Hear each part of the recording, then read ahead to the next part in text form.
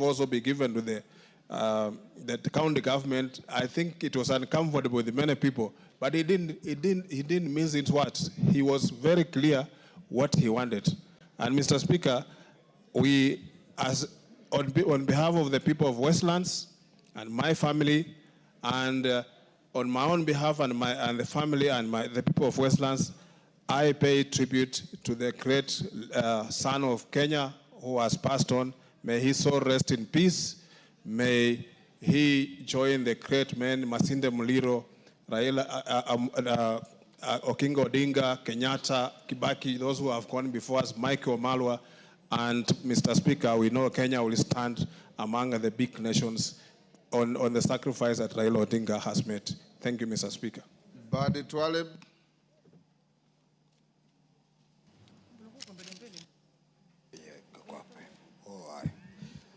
Asante sana Mheshimiwa Speaker kwa kunipatia fursa hii pia ili na mimi kuweza kutuma rambirambi kwa kifo cha Mheshimiwa Raila Amolo Odinga. Mheshimiwa Speaker, kwa niaba yangu, kwa niaba ya familia yangu na kwa niaba ya watu wangu wa Jomvu, twatoa rambirambi sote kwa familia ya Mheshimiwa Raila Amolo Odinga.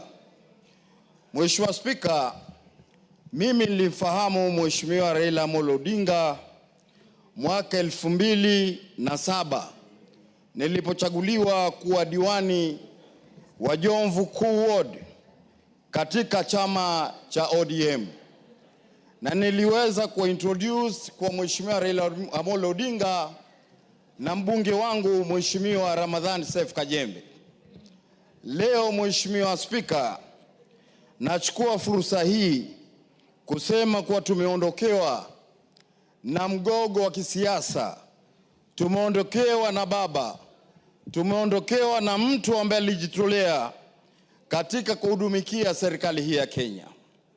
Mheshimiwa Speaker, nachukua fursa hii ya kumwomboleza Mheshimiwa Raila, pia vile vile kuomboleza vijana wangu watatu waliokufa maji kwa bahari juzi, Caleb Otieno miaka 21, Stephen Karembo 23 na Thomas Wanyongi ambaye ni miaka 24. Hawa walikufa maji juzi. Kwa hivyo Mheshimiwa Speaker, naweza kusema mwezi huu wa 10 ni mwezi mgumu sana kwangu, kwa maana baada ya kupoteza hawa watu watatu, jana ghafla tupata Mheshimiwa Raila Amolo Odinga ameweza kutuacha. Mheshimiwa Speaker, ni miezi miwili iliyopita ama mitatu, Mheshimiwa Raila Amolo Odinga alikuwa kwangu sehemu ya Miritini akianzisha ECD Center ambayo alialikwa na Mheshimiwa Gavana wetu. Mheshimiwa Speaker, tutamkumbuka Mheshimiwa Raila kwa mengi. Leo ugatuzi umeweza kufanya kazi thamana na Mheshimiwa Raila Amolo Odinga. Leo uhuru wa kuongea, watu wanaweza kuongea thamana na Mheshimiwa Raila Amolo Odinga. Leo Mheshimiwa Raila Amolo Odinga ameweka ndoto za watu wengi katika kuonekana kuwa na mwelekeo wa kuweza kwenda mbele. Mimi Mheshimiwa Speaker, naweza kusema nilichaguliwa kama diwani 2007. Nimeanza kuwa mbunge 2013, 17 na 22. Vipindi vitatu vyote naweza kusema kwa kizungu role model wangu alikuwa ni Raila Amolo Odinga. Leo katika maisha ambao tunajaribu kuongoza, tunajaribu kumuiga Raila Amolo Odinga. Kwa maana hiyo Mheshimiwa Speaker, Raila Amolo Odinga ni mpenzi wa wengi. Hata leo nikija hapa, kuna kijana anaitwa Joseph Oluoch na vile vile Kibonge kutoka Bangladesh wakinambia lau utapata nafasi toa pia rambirambi zetu uweze kututaja. Kwa hivyo Mheshimiwa Speaker, leo mimi ni kusema kwa ni siku ya huzuni, na mimi maadamu nimepata fursa hii nasema tena kwa niaba yangu, familia yangu na eneo langu bunge la Jomvu, tutoa rambirambi kwa familia ya Raila Amolo Odinga na chama chetu cha ODM, na kuiambia familia kuwa Mungu atawapa subra na Mungu akifanya kazi yake haina makosa. Asante Mheshimiwa Spika, na Mungu ambariki Raila Amolo. Rahim. Thank you, Mr. Speaker. Mr. Speaker, I would like to pay tribute to Honorable Raila. Honorable Raila, I met him 20 years back in Meru when he came for the Orange and Bananas campaign. I don't know if, Mr. Speaker, you were with the delegation that day. And I remember them going into Pig and Whistle. There was a hotel called Pig and Whistle. After they came out, there were rain of stones on them. And my petrol station was just opposite where they were going to hold a rally.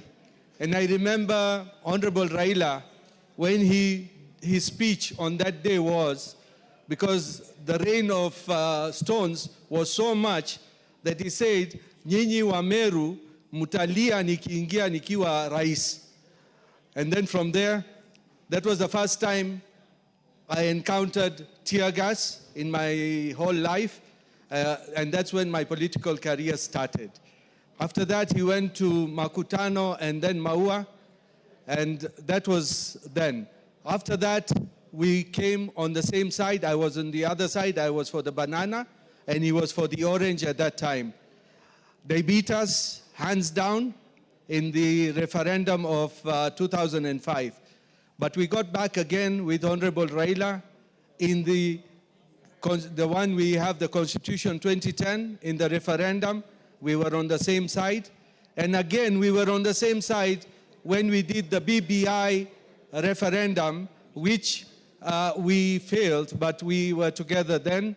And again, when in 2021, I was on his side. Mr. Speaker, Honorable Raila is an enigma, he's Baba, he's everything. And I believe to get somebody like him will take a long, long time. I don't think we will ever get somebody who has gone to detention, who has suffered for this country, and the way he has sacrificed himself.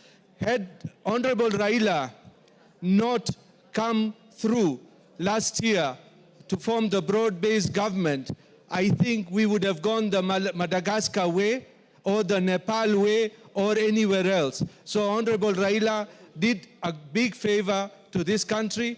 The Gen Zs should not think that he betrayed them. He made sure this country, we are safe, and where we are today, we owe it to Honorable Raila Odinga. And I believe with what is happening today, we need to give him a befitting standing. And I say, God bless him. Revelations 14:13 says, the dead who die in the Lord, they rest from their labors, and their deeds will follow them. Inna lillahi wa inna ilahi raji'un. Thank you, Mr. Speaker.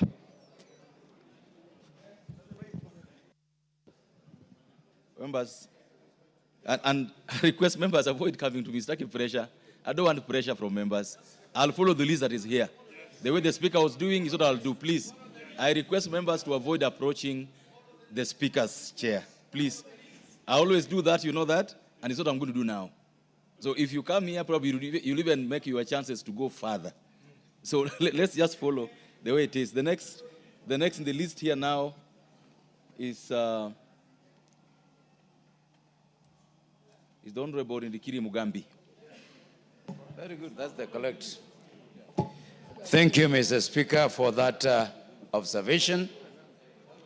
I arise on behalf of the great people of Bori to eulogize the great man of this republic, late Honorable Raila Amolo Odinga.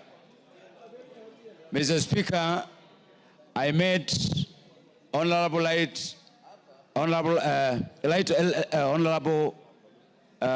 Prime Minister in 2007. Mr. Speaker, through his brother, Dr. Bulu, who is a very close friend to me, when I was a chief guest at DMB Primary School in Bondo. Mr. Speaker, My first sight of this great man gave me an impression of a man who is caring. Mr. Speaker, I made an observation that the outside of Raila is not the inside of him.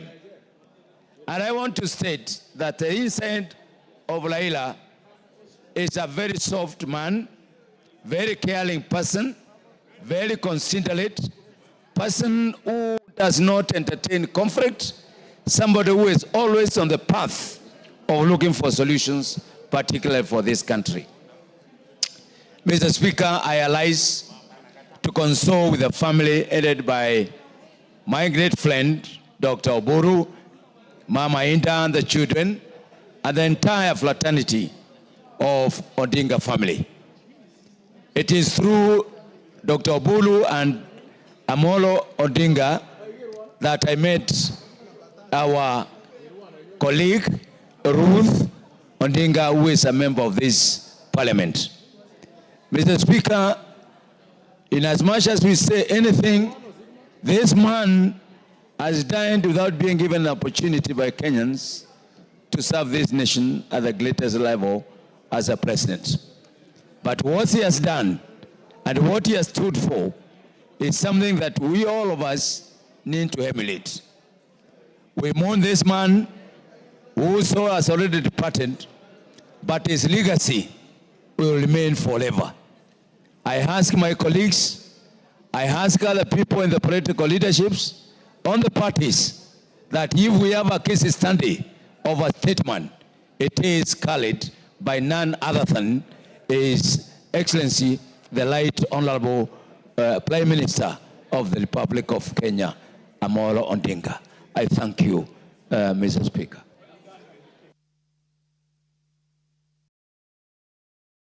Member for Bondo.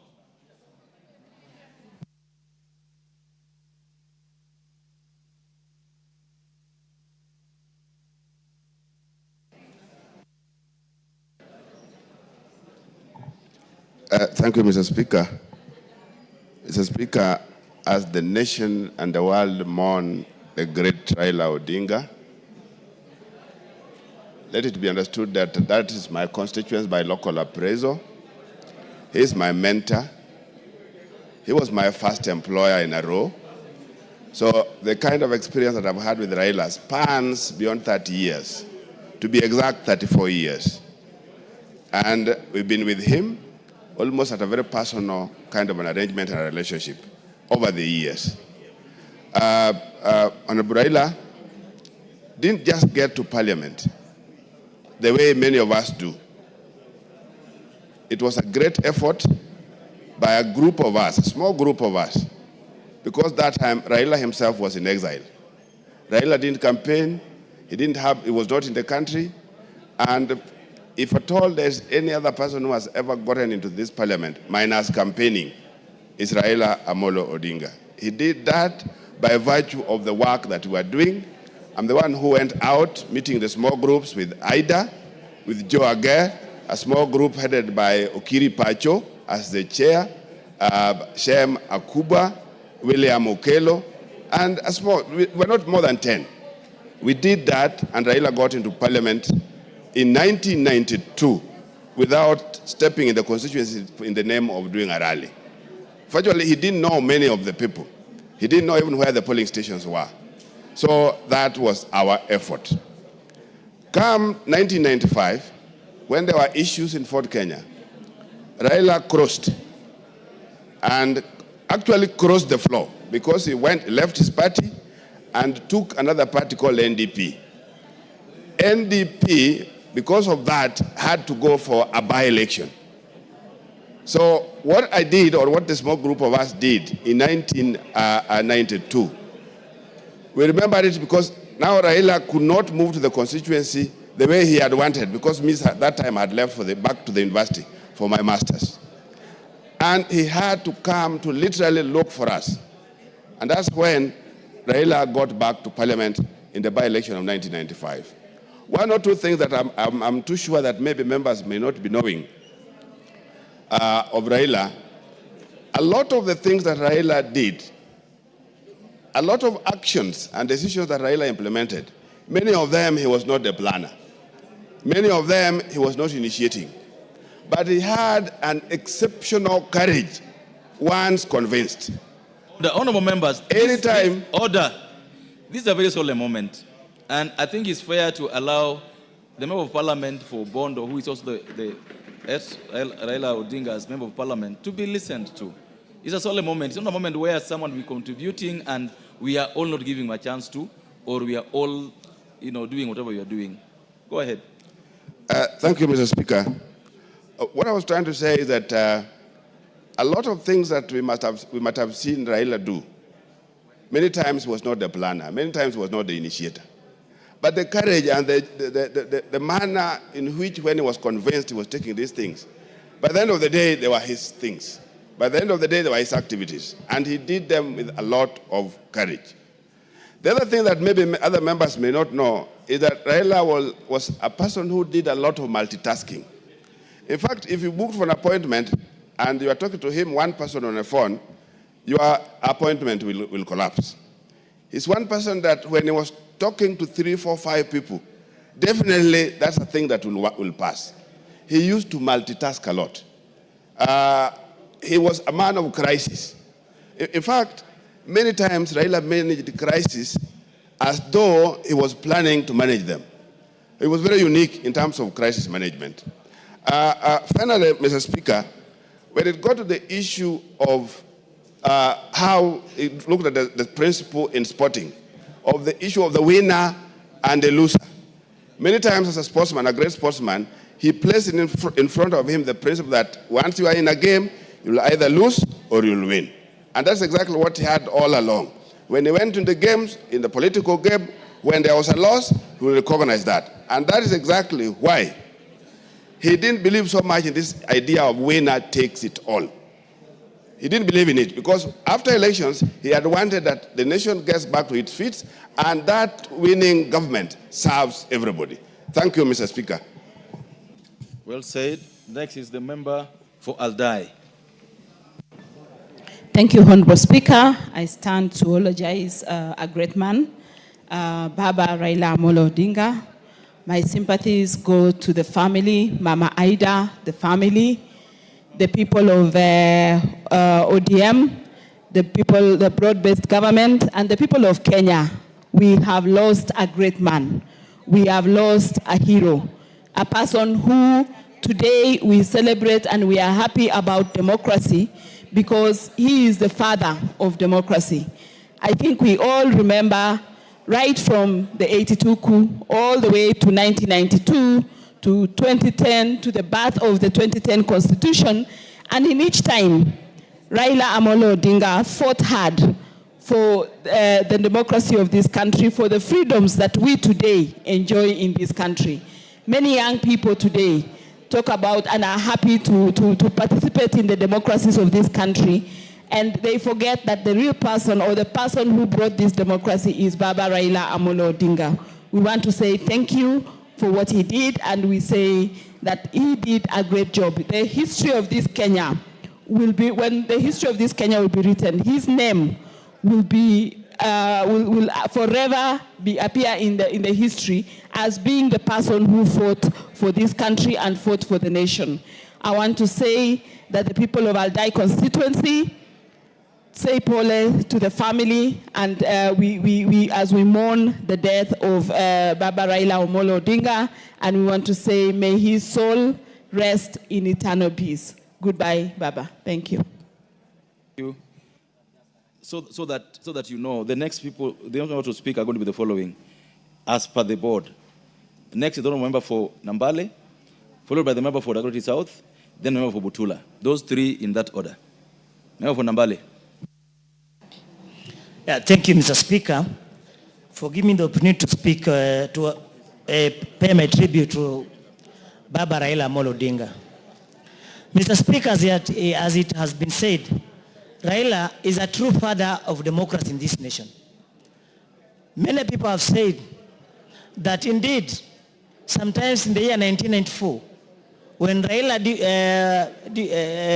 disagreed with the ideologies of Ford Kenya, he formed his party NDP and did the right thing, which was to surrender his seat and go back for a by-election.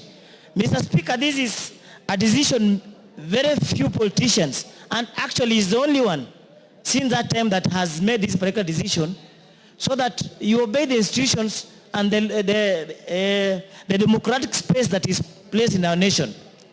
Mr. Speaker, as many will remember, Raila has been a tower of politics in this nation. Whenever things are not moving right, Raila will always abandon his position and go for the position that suits the interest of the greater nation. Mr. Speaker, coming from Busia County, Raila was indeed a true father of our great county of Busia. Anytime we met, he had fond memories of how he would wish development reach Busia County. And he will mention to you things that he feels that are supposed to be done and carried out so that the great people of Busia can benefit from the leadership of the government. Mr. Speaker, it has also been said that he was indeed a beacon of courage. We know that very few leaders in this nation will speak their mind the way the Right Honorable Raila Amolo Odinga used to. He will always say the right thing, whether he's attacking the government or even to his fellow opposition leaders. So, Mr. Speaker, as a nation, we have lost, and on behalf of the people of Nambale and the great people of our nation, I lay my condolences to the family of the Right Honorable Raila Amolo Odinga. Thank you. Thank you. Member for Agodi South. I thank you, Mr. Speaker. And Mr. Speaker, how do you even start to eulogize a man of the stature of the Right Honorable Engineer Dr. Raila Amolo Odinga? A man who, he himself, was a force of nature. A man who moved the crowds with a charisma unimaginable. A man who dedicated his entire life to his country. A patriot who you can place many charges on, but can never place the charge of unpatriotism on the man. Mr. Speaker, this man that we eulogize today must be known as the father of opposition in this country, taking over from his dad, who was his blood father, who is also known as the Doyen of opposition. Mr. Speaker, I stand here on behalf of my family and the people of the Dagoretti South constituency to pass my condolences to the family of this great Kenyan, because the world has lost an icon. Africa has lost an enigma. Kenya has lost a leader. To me personally, Mr. Speaker, I have lost a political father. Mr. Speaker, I met the late former Prime Minister as a very young man when he used to be a youth leader within the Ajip House, campaigning for his father, Mr. Speaker, when the original Ford was formed. When Raila was a young man is when I met him. Later on, Mr. Speaker, I went on to be a youth leader in his party. I was the first national president of the ODM Youth League. When I met Raila, he was at his prime. That Raila who would capture people just with his greetings. The man who would walk into these rallies and he would lift one hand and he would say, "Haya, haya," and the world would go silent. And he would lay out the history of the country to the people. And when he had captured the attention of these crowds, he would end it on a high. Tendawili, tendawili.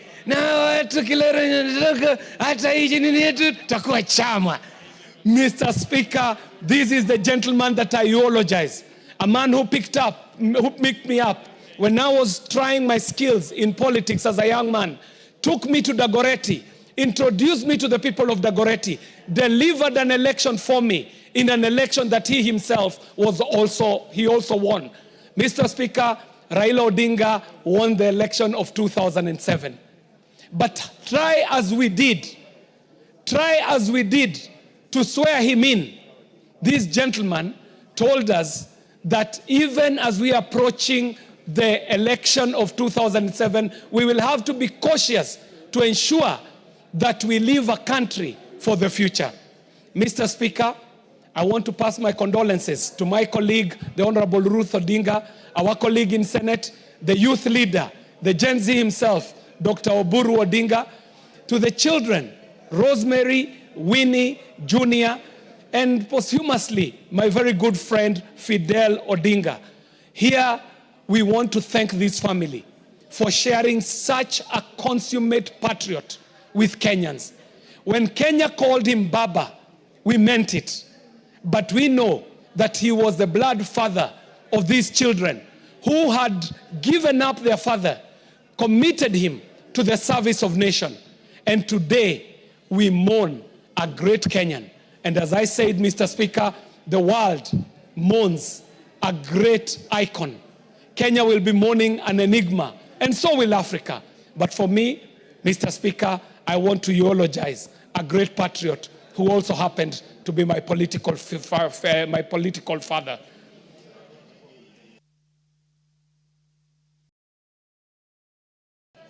Raila Odinga is dead. Long live Baba. Haya! Haya! Thank you. Haya! Tendawili! Tendawili! Tendawili! Tendawili! Tunasema hiyo mambo yote iko sawa, hata kama Raila ameondoka, rais Baba ataishi milele. Iko sawa. Thank you. Thank you. The member for Butula. Thank you, Honorable Speaker. I stand here on behalf of my family, my great people of Butula, and the entire ODM fraternity to eulogize a great leader of this nation. Honorable Speaker, the late Raila was a father, was a leader, and he did guide some of us very well. Mr. Speaker, I first got into contact with the late Raila when he was the Minister for Roads and Public Works. That time I was in Treasury, Mr. Speaker, and he used to call me to give him certain information that he needed to enable him carry out his work as a minister in the ministry.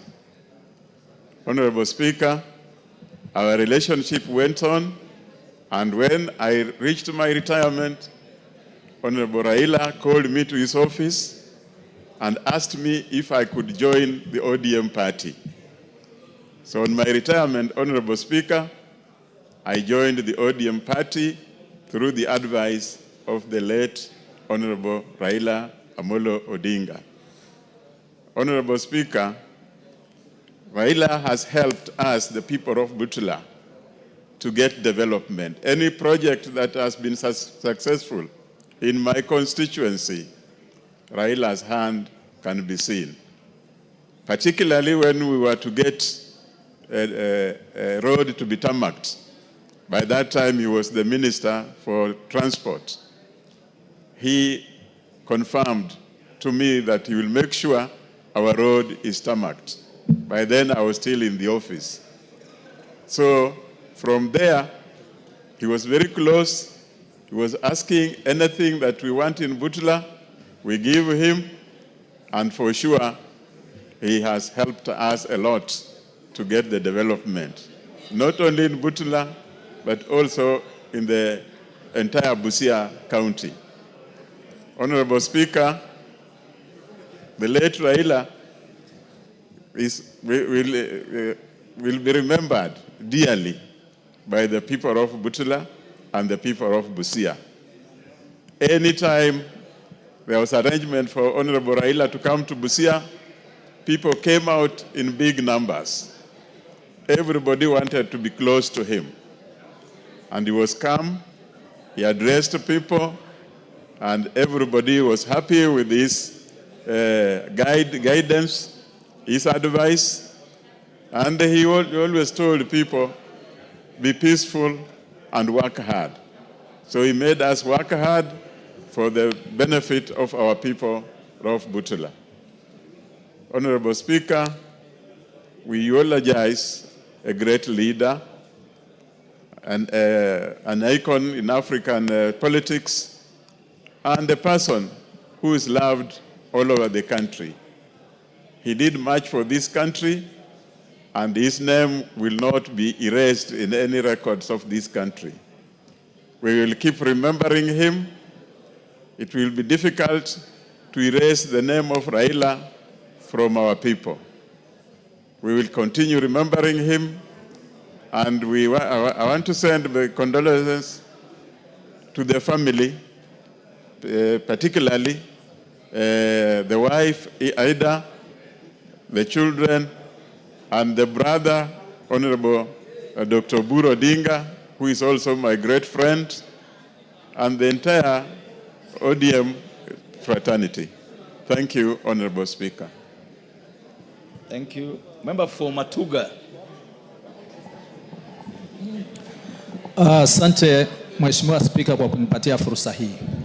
Niruhusu kwanza nianze na aya ya Quran tukufu, sura Al-Imran aya ya 185 inayosema kulu nafsi zaikatul maut, kwamba kila nafsi iliyoko hai itaionja mauti.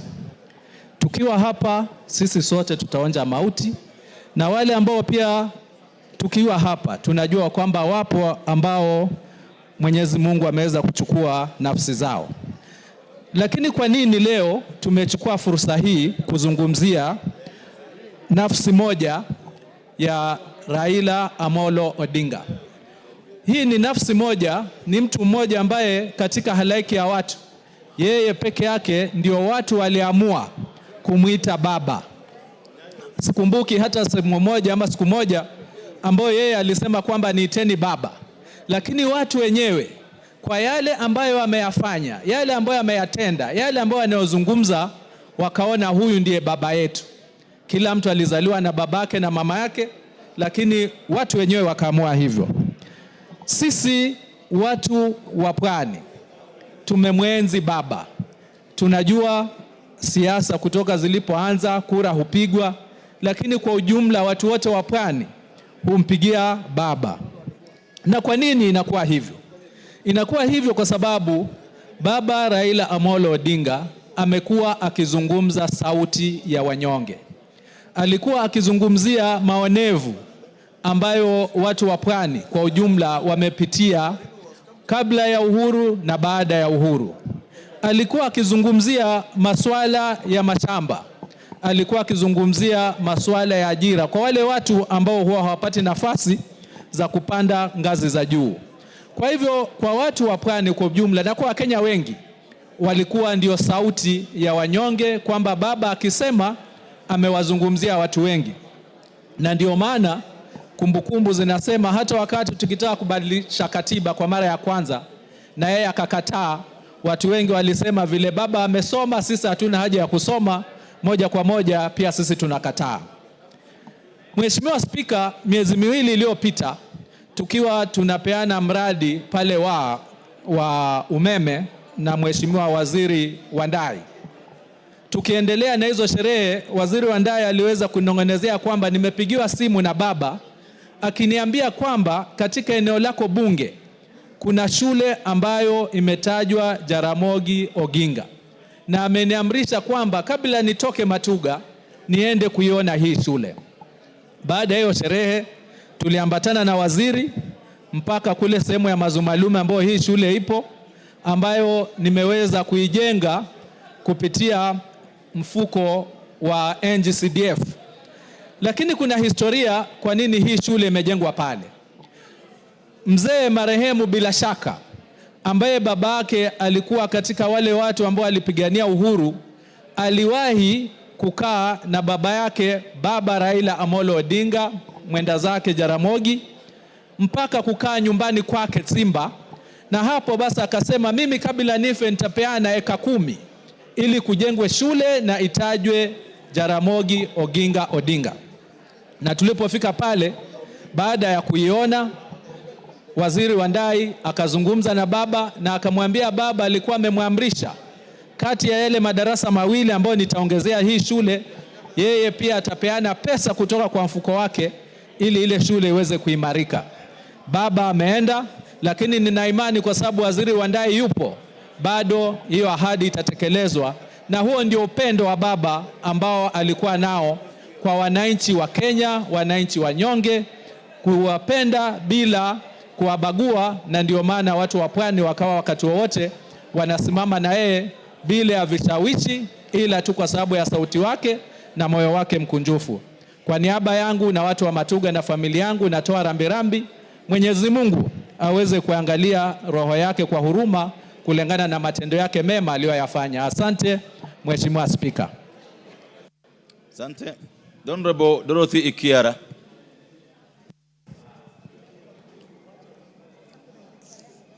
Thank you, Honorable Speaker. Honorable Speaker, today... Order. Honorable members, don't block the aisle. The members blocking the aisle. Order. Order, the honorable members blocking the aisle.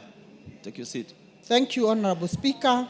Honorable Speaker, today we gather to celebrate alumni whose steadfast devotion not only forged our nation's destiny, but also illuminated the world's stage. Rooted in unyielding belief in justice, democracy, and unity, he faced every trial with fearless resolve and profound humility, embodying the true essence of exemplary leadership. Though his presence has passed from us, his legacy shines onwards, a radiant beacon engraved deep within the hearts of his people and echoing across the globe. As we honor his remarkable journey, we are compelled to carry forth his vision, a relentless pursuit of justice, peace, and unity for humanity. Together, we celebrate Baba, champion of devolution, champion of democracy. Baba, you have fought a good fight, you have finished the race. Fare thee well, Baba, till we meet again. My condolences to Mama Ida Odinga and the entire Odinga's family, not forgetting our colleague Ruth Odinga and all the citizens of this country who believed in Baba. Fare thee well till we meet again. Thank you. Honorable members, as I resume the seat, it's important to notify the House and the rest of the citizens that the viewing of the body of the Right Honorable Raila Amolo Odinga will no longer be at Parliament because of the overwhelming crowds that have literally overwhelmed our facilities. The committee of the funeral, chaired by the Deputy President and Senator Dr. Oburu Odinga, have announced that the body will now be taken to Kasarani for the public to view. For the simple reason that it was even difficult to get the remains of the Prime Minister out of the airport. So Lee Funeral, understand, were contracted to go and embalm the body at the airport. And it will be airlifted now from the airport to Kasarani. And those of you, particularly Nairobi MPs, please take the responsibility as much as you possibly can to inform your constituents that they can slowly snake to Kasarani to go and view the body. Nyayo Stadium could not be an alternative because it's being prepared for the state funeral tomorrow. So let's go on with our debate. Any one of you who will want to go and view the body after I've spoken, you can also snake through to Kasarani. But tomorrow, like I informed you, the clerk and our protocol team are preparing to have sitting space for each and every one of you at the stadium tomorrow to join the proceedings for the state funeral. I'm told the next speaker was the member for Tarbo. Yes. Is he in the house? Yes, Janet Setianei. Yes. Go ahead. Thank you, Honorable Speaker. I wish on behalf of my family and the people of Tarbo to pass my condolences to Mama Ida, the children, our colleagues, Honorable Ruth and Senator Oburu, and the entire Raila family. I wish to give my tribute to Honorable Right Honorable Raila Amolo Odinga, alias Baba. He was the icon of democracy, peace, and stability. He was a charismatic leader and a statesman. The first time I met Right Honorable Raila Amolo Odinga was at Wilson Airport. And I stood to introduce myself to him, and I was surprised when he shoved me down and said, "I know you are the member of parliament of Tarbo." And I was very surprised because I didn't know that he actually knows many of the leaders. I wish to say he was a charismatic leader, and he is one of the people that fought for democracy in this country.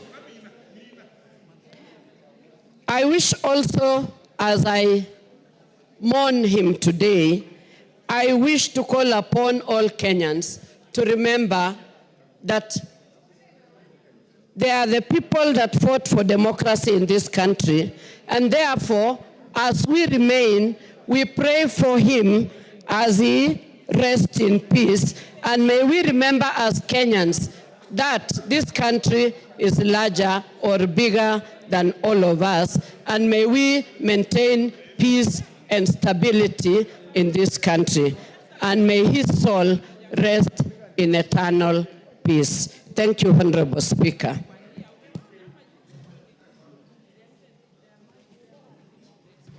Thank you, Honorable Speaker, for this chance. Honorable Speaker, I rise to eulogize the maverick, the enigma, the icon of Kenyan politics, the doyen just like his father, Raila Amolo Odinga. Raila Amolo Odinga can be remembered for many things, but I want to say I personally remember him for his honesty. He was a very honest politician. He was a politician who would not lie to you.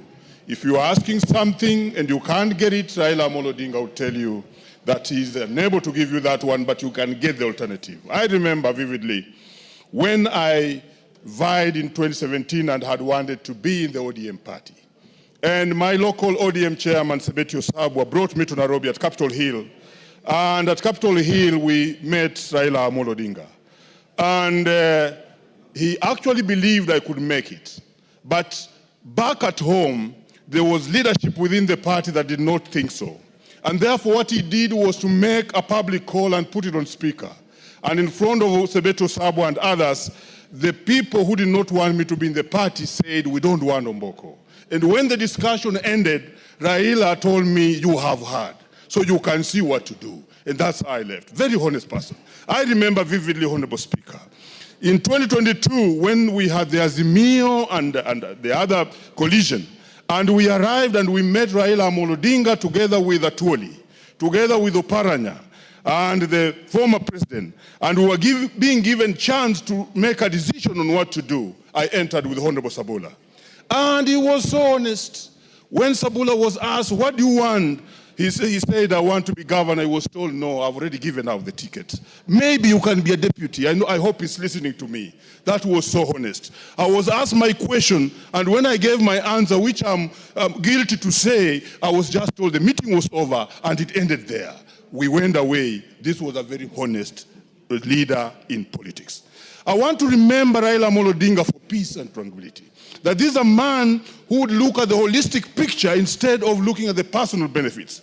We cannot ignore the KANU merger as we saw it when everybody thought that Raila could not work with Moi. We cannot forget the Kibaki stalemate when it looked like, yes, we want Moi out, but Moi has brought another candidate. So what do? He surrendered his place and said Kibaki tosha. And that is how Kibaki became the president.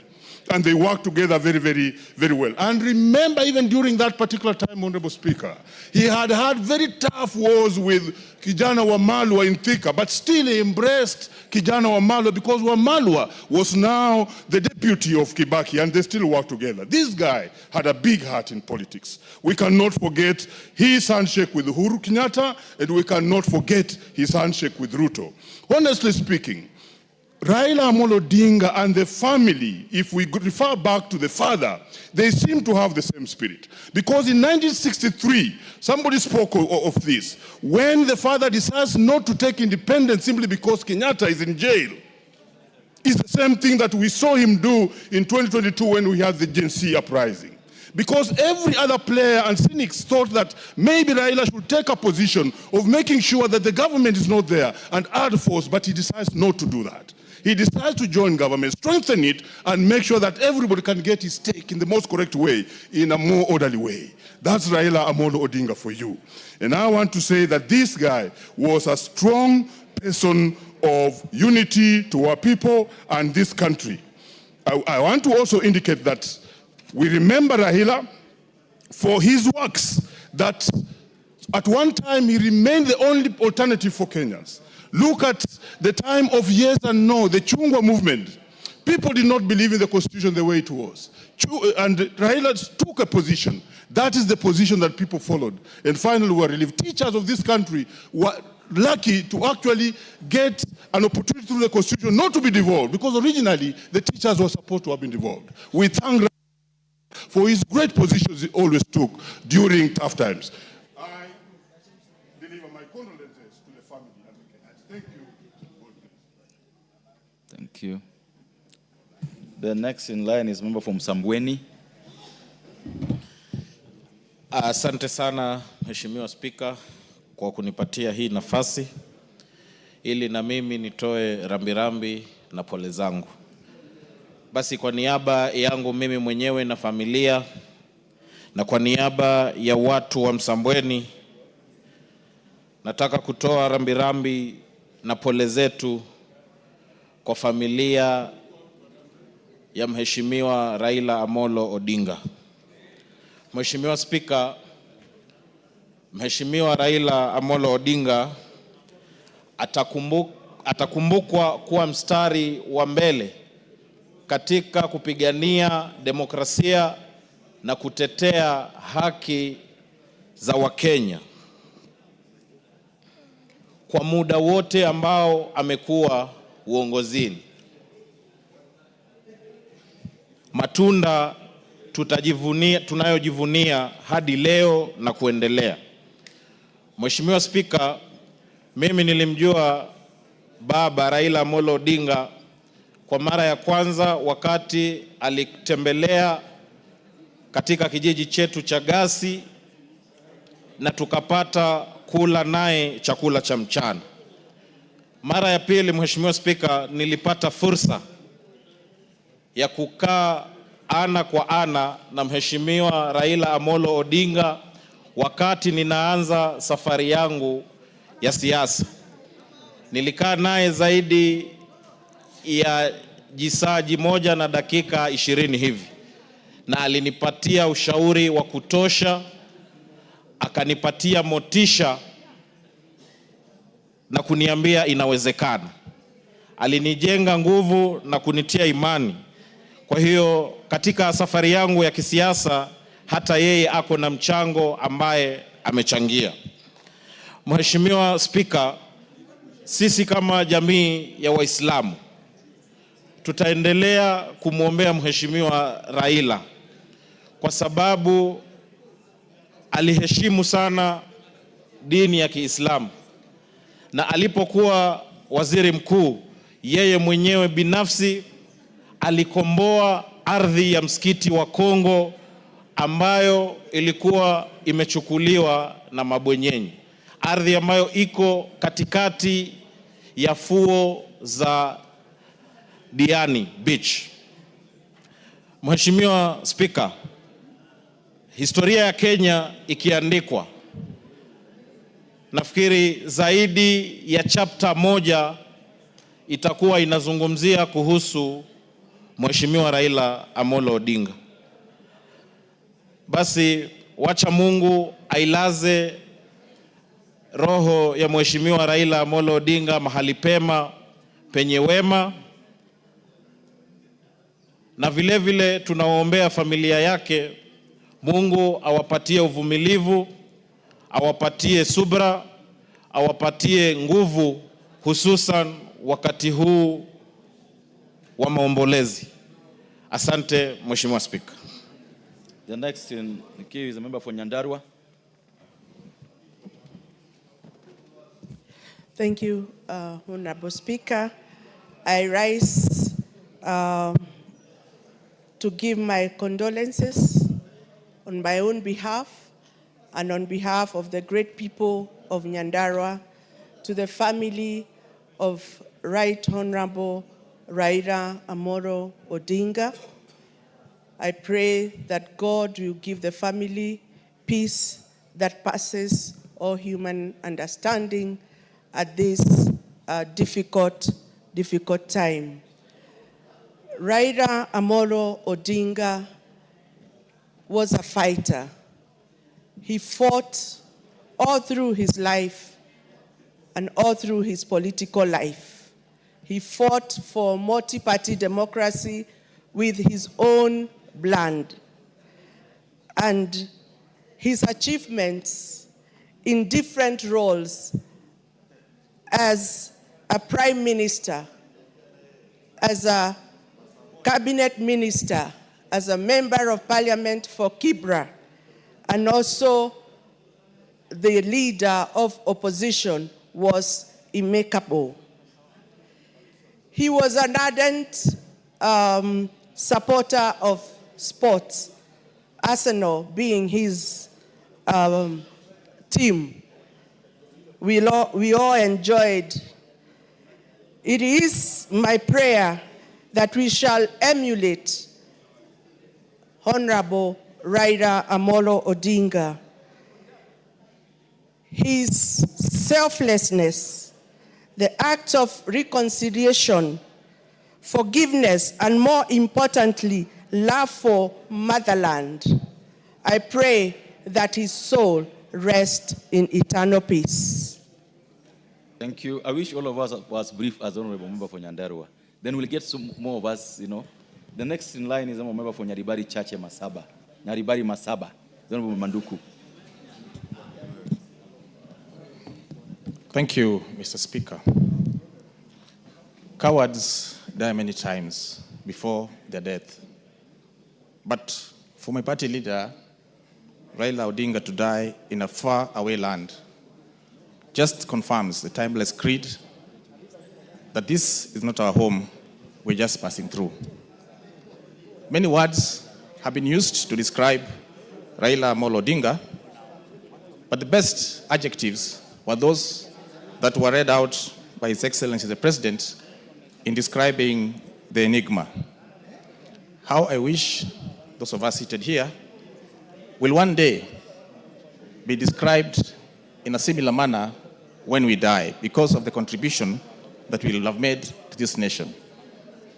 I was very privileged to meet Honorable Raila Odinga way back in 1994 when I was a student at the university, and I served as a delegate of the Ford Kenya party. Later on, I became his personal architect, and we built many houses with him. But the most important thing that we built was a friendship that lived to this day. I served and I continue serving in his party as member representing Nyaribari Masaba. And all these days, I've sat at his feet and learned a great deal. I want to inform the House that even in his death, we were planning to launch, in conjunction with the National Museums of Kenya, phase 2 of the Jaramogi Oginga Odinga Mausoleum, where he had tasked me to put together a team of architects and engineers so that when he came back from India, would visit the site and break the ground. I hope that that project, which was pet in his mind, would soon come to fruition. To Mama Ida Odinga, I want to tell you that you still remain our mother. Together with your children, we shall support you and we continue loving you. To all the family of Jaramogi, and by extension, the Luo fraternity, I pass my condolences on behalf of the people of Nyaribari Masaba and the Kisii County. May the Enigma's soul rest in eternal peace. Thank you, Mr. Speaker. Thank you. The next one is member for Mandera South, Honorable Abdul Haro.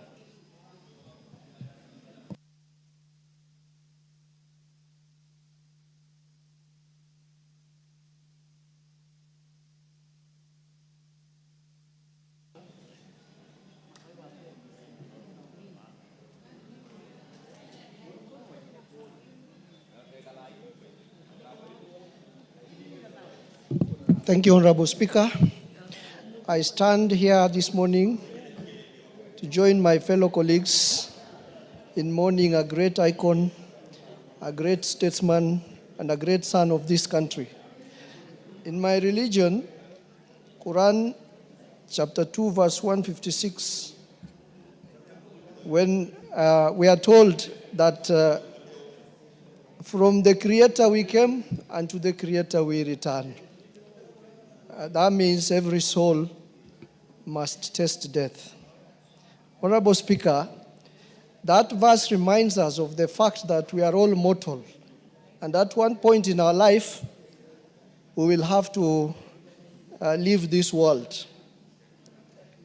It's only that some will go before the others, and all of us ultimately, on the appointed dates when we are supposed to leave this world, will all follow.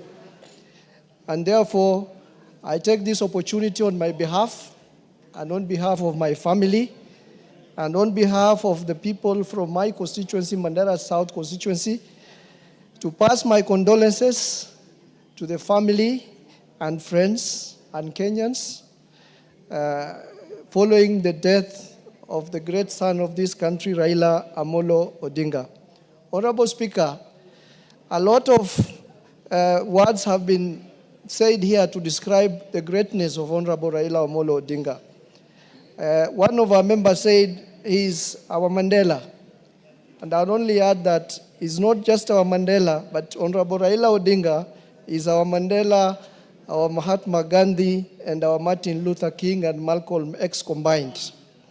Honorable Speaker, Honorable Raila Odinga is our great hero. He's a great Pan-Africanist and is a global icon, a champion of reforms, a champion of human rights, a champion of the rights of the common man.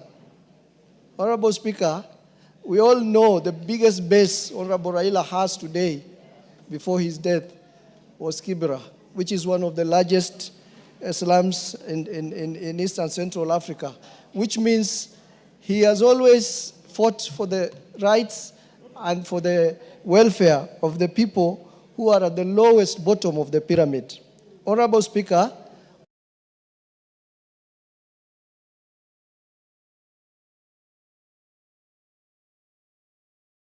not necessarily need to be destructive. Protest can be used constructively as a tool of social change.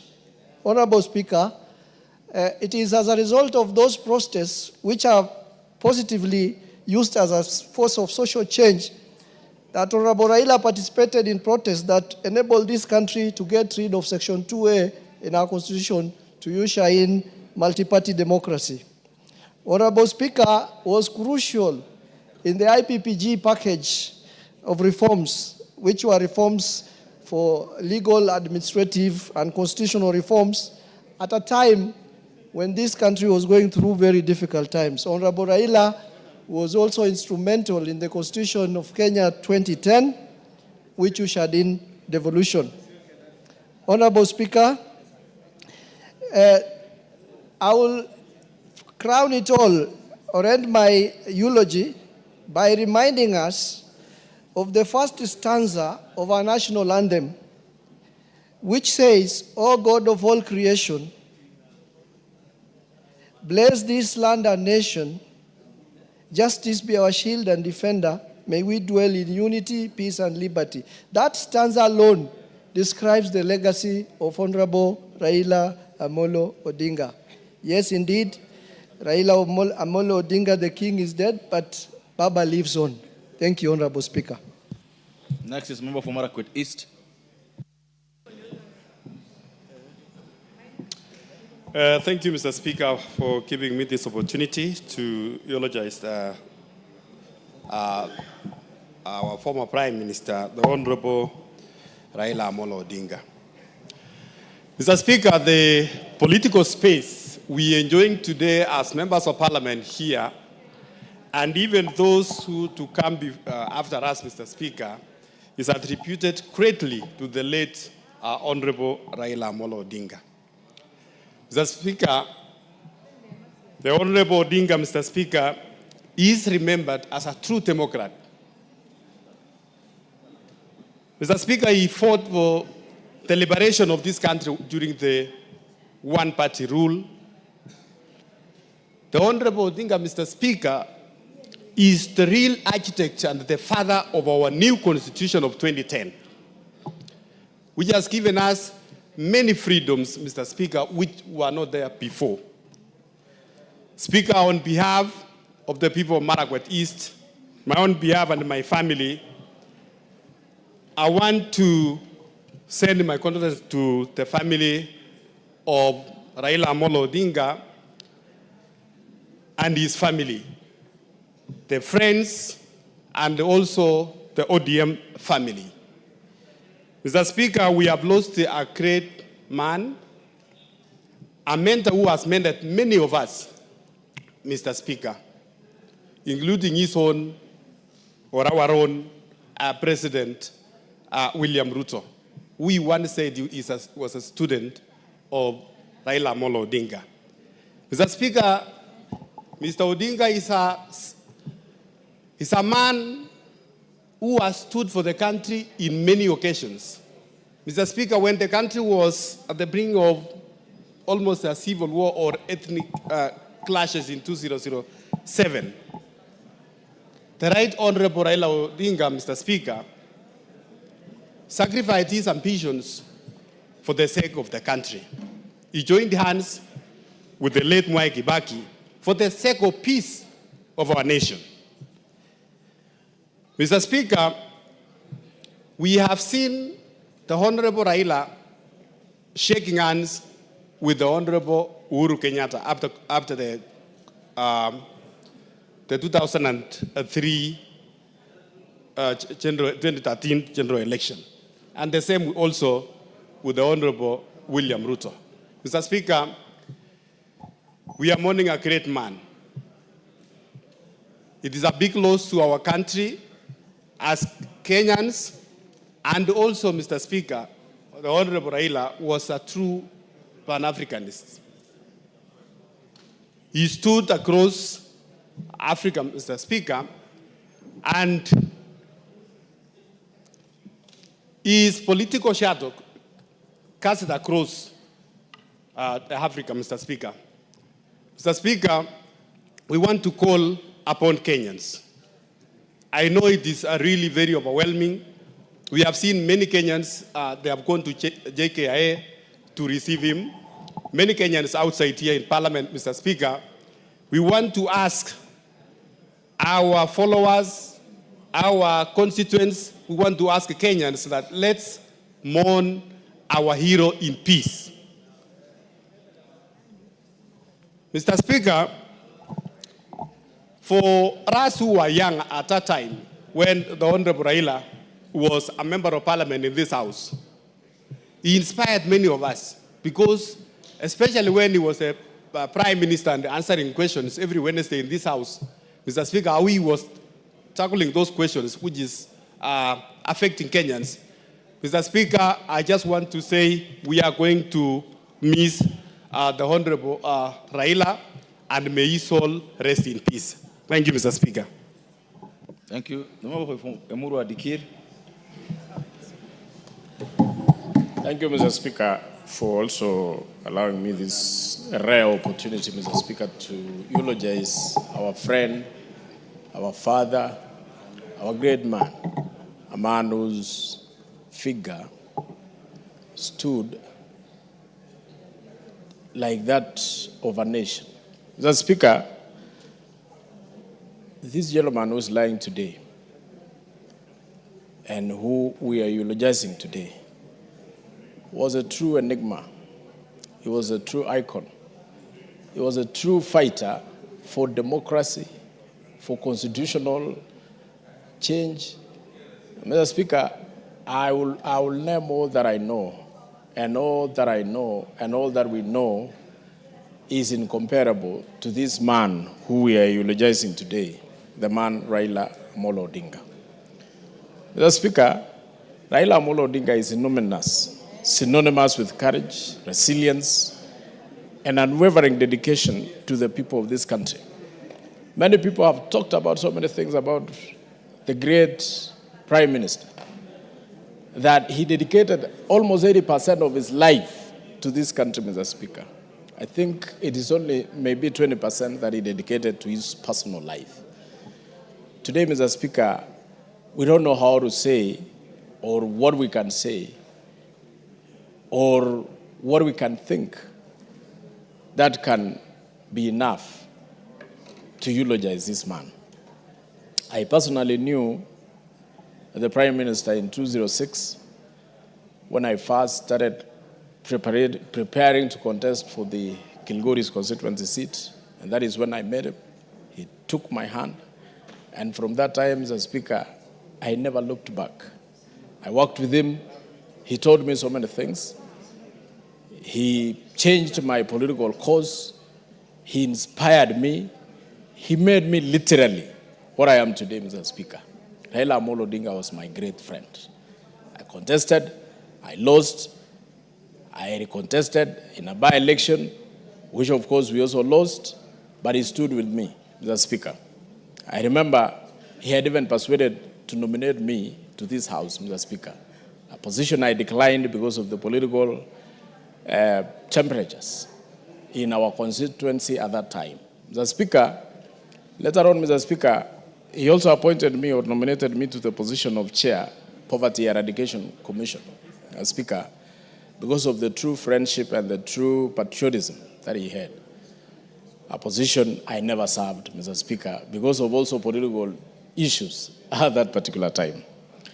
Mr. Speaker, I stood with this gentleman. And even when I was doing my studies, when I was doing masters at the University of Nairobi, Mr. Speaker, he paid for my fees. He nurtured me. He taught me so many things. Mr. Speaker, I also remember when I was getting married, Mr. Speaker, though it was later in my life, he came. Even despite the temperatures at that particular time, Mr. Speaker, in the Great Rift, he came. And I remember him flying that fly whisk over my head and my wife while we were tying the knot, Mr. Speaker. Raila was my great friend. I want to say, Mr. Speaker, that even as we are remembering this great man, we must remember this country, what this country has gone through, the stages of democracy, elections which have taken place in this country, the names we had even given this gentleman when he was still alive. Today we want to say, Raila Amolo Odinga, may your soul rest in peace. May your family also get peace, even at this time. Because I know, Mr. Speaker, many a times when Raila was alive, when he was contesting, when he lost, and all that. Even the family went through so many tribulations. And I believe, even as we rest this gentleman today, the family will also find peace. And our country will also find that happiness which Raila fought for. I'm grateful, Mr. Speaker, that I'm a product of this great gentleman. I say, Mheshimiwa Raila Amolo Odinga, go well. We will join you at some point. Thank you. Thank you. Member for Laikipia West, Honorable Wachira Karani. Thank you, Mr. Speaker, for giving me this opportunity to also send my condolences to the family of the late Honorable Raila Amolo Odinga. This is a gentleman I really admired. I must admit I have never voted for him, but he's a gentleman I admire. Mr. Speaker, I've vied for 5 consecutive times, starting 2002, 2007, 2013, 2017, and 2022.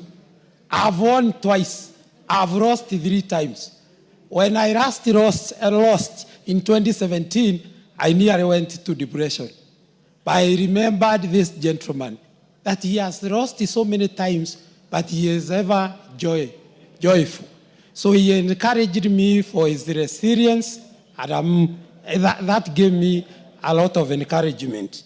He was also a lover of sports. I remember in the last concluded Chan Games, I could see Honorable Raila Odinga attending to all the matches that were being played. Even with his advanced age, he would go there very early and remain there until the matches are over. It is for that love for sports that I'm proposing that the newly built Taranta Hera Stadium in Dagoretti be named after Honorable Raila Odinga and be named Raila Odinga Stadium, so that his name can be remembered for very long. Finally, eternal rest grant unto him, O Lord, and let perpetual light shine upon him. May he rest in peace. Thank you.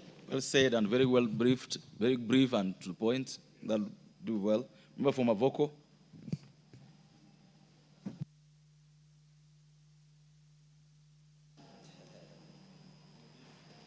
Thank you so much, Mr. Speaker. Mr. Speaker, let me rise to eulogize, pay tribute to an enigma, to a nationalist, a person who was selfless, a person who was full of people's interests, a person who bled for this country, a person who suffered for this nation. The freedoms that we are enjoying today were all found and fought for by the late Right Honorable Dr. Raila Amolo Odinga. Mr. Speaker, allow me this morning to thank all members of this House who have seen it fit and understood reasons why we could not continue laying the late Raila Amolo Odinga in state in this House. The love that his people have shown.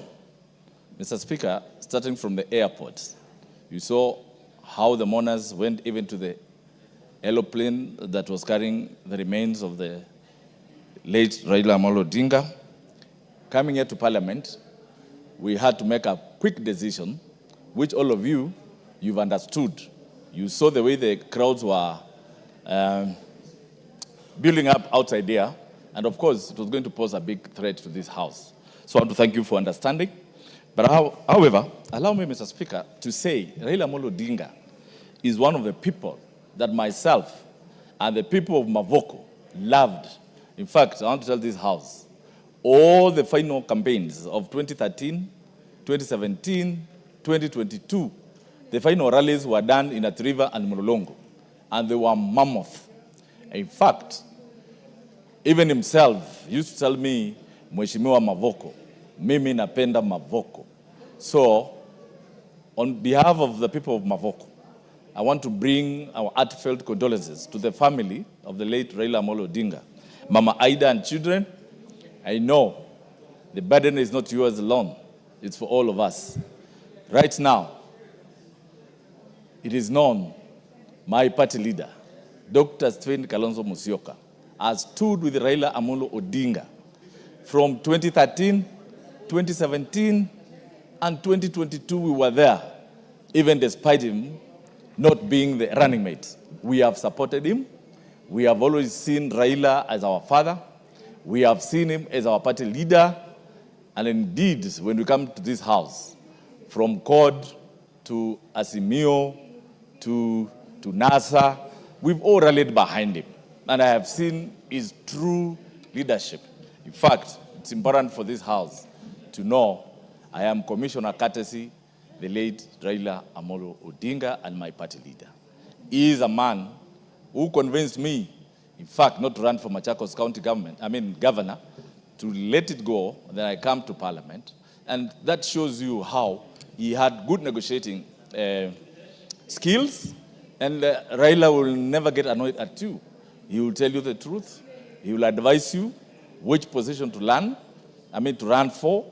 And I think it all ended up very well. We have seen him in such negotiations through the handshakes he has done with all the presidents that he's done, including Moi, who was seen as one of the most rigid leaders in Africa. But Raila Amolo Odinga cracked him, and he joined KANU at a time when KANU was the only party. We also remember Raila for fighting for multi-party democracy in this country. We will remember him forever for even being the first minister of housing, roads and housing, having designed the southern and northern bypasses in this country. Mr. Speaker, this country, Africa, and the world has lost a hero, a hero, a hero. May his soul rest in eternal peace. Go well, go well. We'll meet again. Thank you, Mr. Speaker. The honorable member for Uriri, followed by the member for Mara. Member for Uriri, the member for Mara. In that order, then the next one on the board is the member for Endabes. It is going to be like that. That's what they're going to be, the way it is. When you get your chance, when your chance comes, you're going to get a chance. Mm-hmm. Thank you, Mr. Speaker.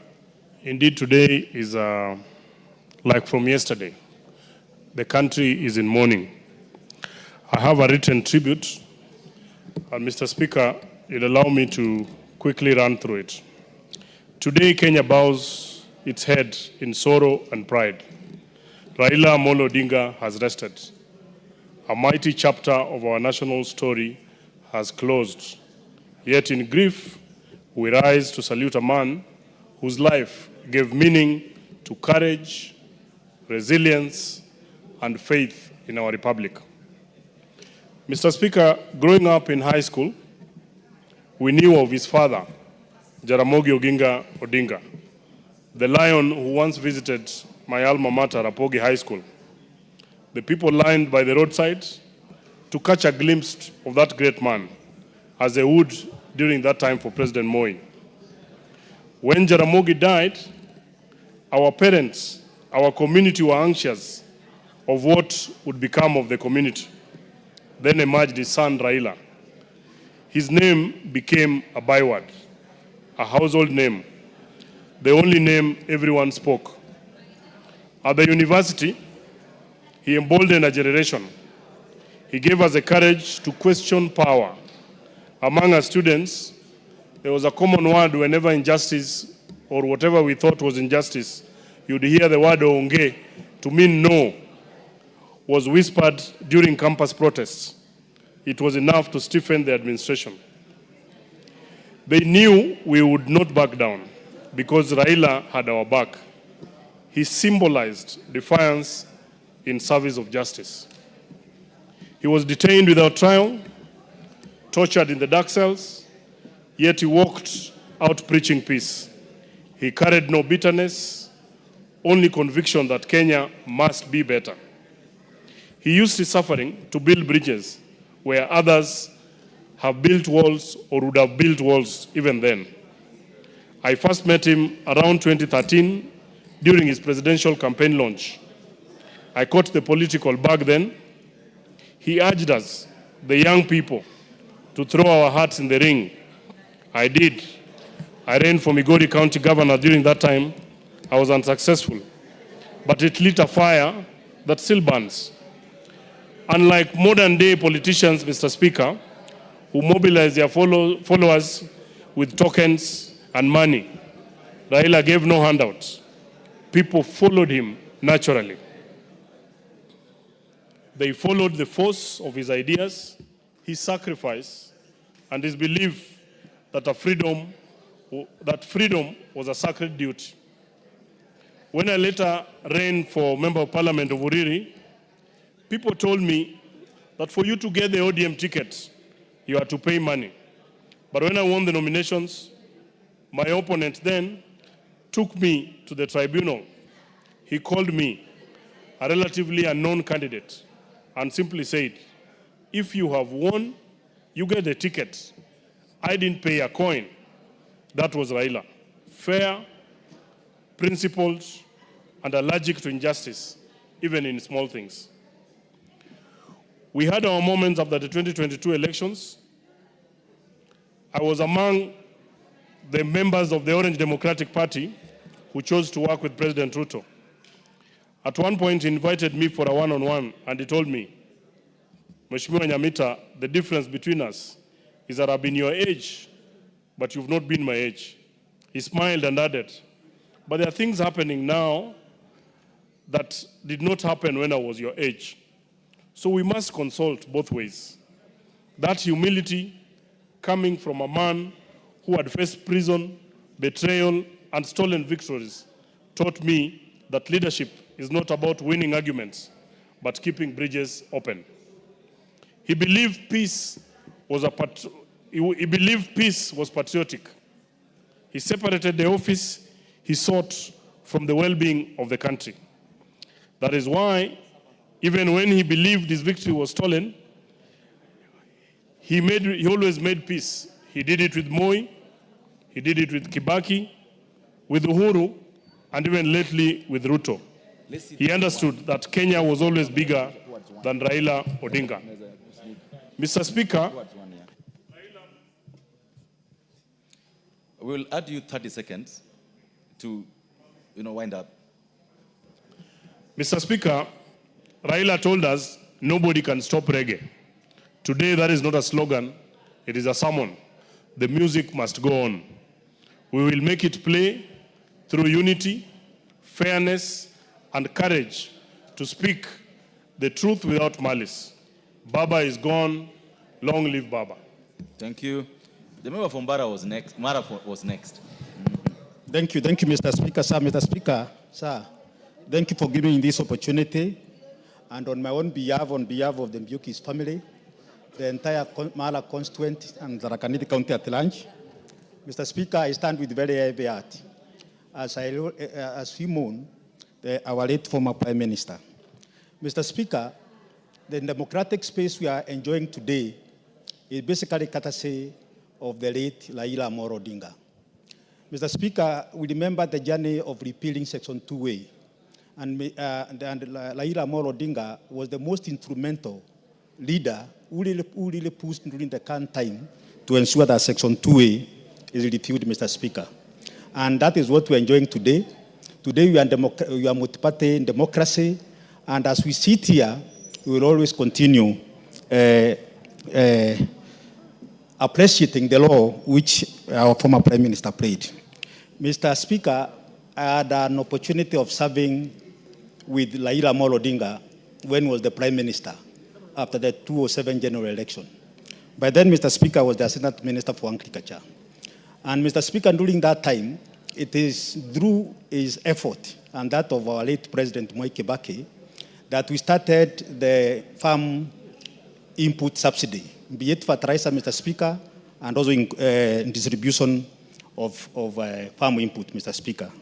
Mr. Speaker, I remember during the 10th Parliament, by that particular time I was representing the Lanja Nithi constituency, we had a very bad accident near Nithi Branch, whereby almost 10 people from Medero community. We lost 10 people from one community. And it is Raila Amolo Odinga who came to our aid. He gave the community the support, and actually he attended the mass burial which we had at Medero that particular time. Mr. Speaker, that's the man whom we are celebrating today. Mr. Speaker, Raila Amolo Odinga was a peacemaker. Even after several contentious elections from 2007, where he had an handshake with Mwai Kibaki and he became the Prime Minister. Come 2013, Mr. Speaker, he still had an handshake with Uhuru Kenyatta in 2017. And currently, Mr. Speaker, this country, it is enjoying the fruit of the broad-based government. And that is Raila Amolo Odinga for you. Mr. Speaker, Raila Amolo Odinga was a pillar of political stability in this country. And I would really like us as political leaders to emulate him, continue preaching peace, even the time of difficulties, Mr. Speaker. His ability to build bridges among bridges in political divide, Mr. Speaker, is what actually, Mr. Speaker, should be able to guide us. Even under extremely very difficult circumstances, Mr. Speaker, we have seen the late Raila Amolo Odinga coming up in a very powerful way. Mr. Speaker, Raila Amolo Odinga has been standing for the peace of this country, even under the extreme circumstances, especially after the Gen Z revolution, Mr. Speaker. Gen Z came, Raila Amolo Odinga could have taken advantage of that situation and continue being on the other side of the divide. But he decided to have an handshake with His Excellency, the President William Ruto, and the country has been able to stabilize. And up to and including today, Mr. Speaker, we have seen other leaders, other political party leaders also joining hands with His Excellency, the President, so that this country can be able to go far, Mr. Speaker. Mr. Speaker, I wish on my own behalf once again to continue praying for Raila Amolo Odinga and his family. And more so, we put Mama Ida Odinga in prayers together with the children, because it is not easy. We know they are going through a lot, and through the prayer, through our own support, the family will continue well. With those few remarks, Mr. Speaker, sir, once again, poleni kwa familia, and let's emulate all the attributes of our late Raila Amolo Odinga. I thank you, Mr. Speaker. Thank you. Member for Endebess. Honorable Speaker, on my own behalf and that behalf of the great people of Endebess, I want to send my condolence to the family of the late former Prime Minister Raila Odinga, to his children, to his wife, and to my colleague, Honorable Ruth Odinga, who is a member of the Budget and Appropriation Committee. Honorable Speaker, Honorable Raila Odinga was a great man. I got to travel with him, with Honorable Mule Mutinda, member, and Honorable Mwadime, the current governor for Taita. We went together to Morocco, to a place called Dakhla. While we were there, Honorable Speaker, at one stage, you know, Kenya does not, at that time, does not support the Morocco's occupation of Western Sahara. So at that time, the clerk even tried to recall us that you are joining the leader of opposition to go to a place where the government does not support. Myself and Honorable Mule and Mwadime, we decided that we'll decline that return. So we went with the Honorable Raila to Dakhla. And Honorable Speaker, he proved to us that he's a great man, because during that meeting, most of his address was for the interests of the Republic of Kenya. That was around 2015. Even when we came back after spending about 10 days together in the Western Sahara, he was on a first class. But when we landed in Dubai, he decided that he was not going to sit in the first class lounge. He was coming to sit with us in the business class, just to enjoy our company. You can recall, Honorable Speaker, that is humility. A humble guy who is of that status. Because during that meeting in Dakla, he was the chief guest together with Reverend Jesse Jackson. And Honorable Speaker, when you look at the history of the enigma Raila Odinga, he sacrificed a lot for this country. Many people have made careers from his support. Many people have made also careers from opposing him, using his name. Today, a great man rests, Honorable Speaker. It is a history in this country. Some of us, when we were young at the university, we got to interact briefly with the late doyen of opposition politics, Jaramogi Oginga Odinga. But I would want to say that Honorable Raila Odinga has actually surpassed some of that level. He's lived beyond many expectations. A man who is humble, down to earth, and somebody who loved his country more than even his life. Fare thee well, Honorable Raila Odinga. May you live in eternal peace. Thank you, Honorable Speaker. Thank you, the Honorable Sunkuli.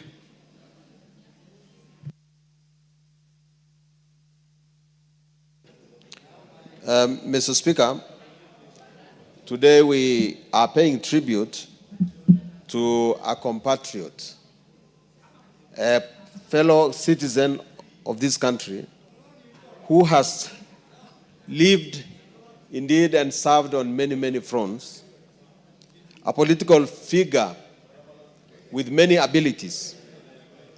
He had abilities for fighting and had abilities for making peace. I was elected in 1992 to the first multi-party house in this country, if you may discount the first periods of the after independence. And the Honorable Raila Odinga was elected member of parliament at the same time. We served together from 1992 when he came in as a member of Ford, and later on he had to face another re-election because they changed parties to the NDP. Mr. Speaker, I have not sat on the same side with Honorable Raila for a long time, other than the last elections, which has placed me on this side of Azimio where he was leading. Most of the times, I was sitting on the other side. When I was a minister, I used to answer questions that he asked. And one of the things that I still remember very well was when the Honorable Raila asked me a question about provincial administration. To the effect, is the minister aware? And I stood there and said, no, the minister is not aware. And then he tabled a document which disarmed me, because in my own thinking, that document was very, very confidential. But the Honorable Raila had a way to get even the most confidential of things in the government. We were, of course, ministers of another great man called Moi, to whom Raila was his opposition. But I can attest, Mr. Speaker, that even as he lived in opposition, he was always very objective. We were all men of principle in our own way. But he rose to greatness mainly because of the view that he had, the kind of people he represented, the population that he represented, and the steadfastness, the persistence in coming into this house and winning elections kept him to grow higher and higher. At one point, Mr. Speaker, we joined the same political party with the Honorable Raila Amolo Odinga. He came to Kanu And of course, that became the strategy that ultimately destroyed KANU. Mr. Speaker, I saw it with my own eyes because in the short time when things were good, I took the Honorable Raila Amolo Odinga to Kilgoris, to a place called Angata, to go and perform a harambe for a dormitory, which still stands up to now, a laboratory, sorry. And after that, Mr. Speaker, I tried to get him to sleep in Kilgoris. But no, that was not the only function he had. And those days were not the helicopter days of now. Raila moved on and went to Kabarak and had a very strong discussion with Moi. And within a short time, Mr. Speaker, he was our Secretary General. And when disagreement came, which I still believe was his main strategy, he moved away with a substantial number of our party people, being Saitoti, Kalonzo, and other people who we never thought would move. I don't know whether you would add me a second, So, Mr. Speaker, I was requesting for 1 more minute because it's turning red. You'll get 30 seconds more. Yes, Mr. Speaker. So, the Honorable Raila Amolo Odinga was great in many ways. Of course, he was the face of the opposition. Does that... of course, he was the face of the opposition in Kenya. But the Kenyans will always remember him for being a man who played many roles. He was on this stage. As Shakespeare says, this world is but a stage. We all have our entry as well as our exit. Now Raila came, played his many roles. He entered into the world. Unfortunately, he has to exit, like all of us have to do. Fare thee well. Kenya will miss you. Thank you. Member for Njoro.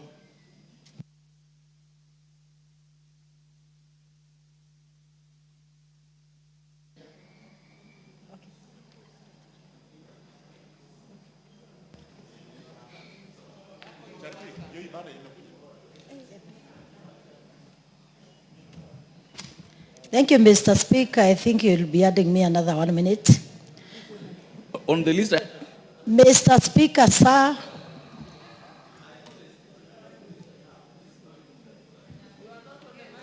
I told you this will not happen.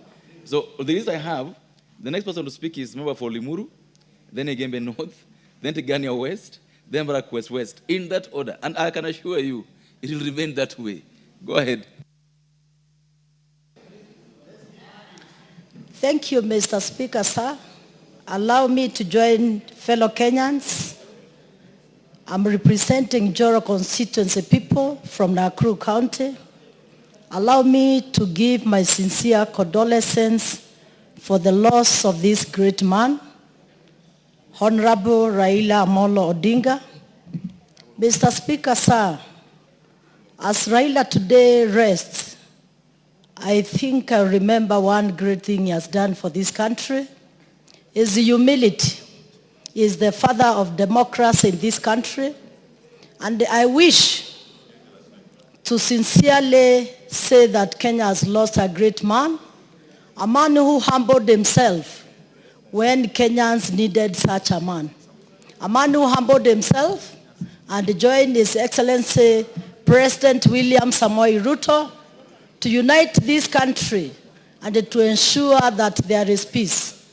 And Mr. Speaker, sir, the Bible says, blessed are the peacemakers. Today we want to remember this great man who has left this country united and the country with a lot of peace. For us to celebrate Honorable Raila today, we must celebrate him in a very special way. That he is a greater man who has made all of us to have a peaceful country up to now. I think my humble request to all Kenyans, let us celebrate this hero with a lot of peace and ensure that there is also peace, love, and unity in this country. I also want to take some time to pray for our mom, Ida Raila. and tell her that we pray for her, that God will give her a lot of strength. May God protect the family and our children. I know it is the worst moment right now, Speaker, for Ida. And I'm speaking myself as Member of Parliament, who has also gone through a lot of pain when I lost my husband through leukemia. Therefore, today I take this moment to pray for this humble lady, Ida, so that God can make her stronger, so that she can continue with her life and to make the children for Raila to be more stronger. For all of us, let us take the best readings we have gotten from Raila, the man who also fought for devolution in this country. Let us try to pick the best things Mheshimiwa Raila has done for this country. Kwa sisi wote wa Kenya, tunaomboleza na tunasema Mungu aweke Honorable Raila mahali pema. Asante sana, Bwana Speaker. Member for Limuru. Members, if you could do 3 minutes each, under amendment, we could have probably another, because I would be extending a few minutes so that we can get more. Thank you, Honorable Speaker, for giving me an opportunity. Let me take this opportunity to give my condolences to the family of the Right Honorable Raila, from my family and the great people of Limuru. The life of Honorable Raila has been given, and for me, I have learned and have thanked God for him being a gift to Kenya.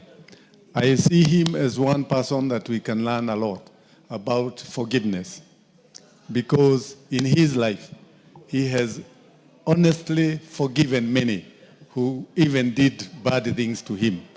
The other thing, Mr. Speaker, is his capacity to be able to tolerate.